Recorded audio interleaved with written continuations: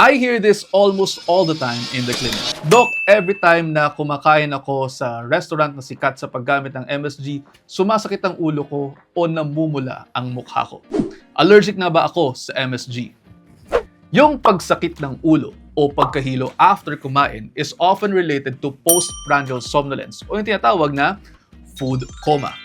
Ganito kasi yan. Kumbaga, nadadivert yung blood flow natin mula sa brain. After eating a large meal, mas maraming blood flow ang napupunta sa tiyan para tumulong sa digestion. Kasabay nito, may hormonal changes din sa ating katawan. This normal body response can sometimes cause sleepiness, heaviness, or mild discomfort, not an allergic reaction. Noong 2018, inalis na rin po ng International Headache Society ang MSG sa listahan ng headache triggers dahil kulang sa consistent scientific evidence linking it directly to headaches. May ilang tao na maaaring may glutamate sensitivity. Tandaan na ang glutamate ay natural na matatagpuan sa kamatis, cheese, mushrooms at pati sa MSG. Sa mga sensitibong individual, maaaring magkaroon ng panandaliang sintomas, ngunit hindi po ito allergic reaction at kadalasan ay hindi po nangangailangan ng anumang lunas. Kamusta ka kapag kumakain ka ng pizza? Alam nyo ba na ang pizza ay tadtad ng glutamate-rich ingredients? Kung ikaw ay okay sa pizza, okay ka sa MSG. Now, sa studies, kinakailangan mo ng kumain ng higit sa 3 grams ng MSG on an empty stomach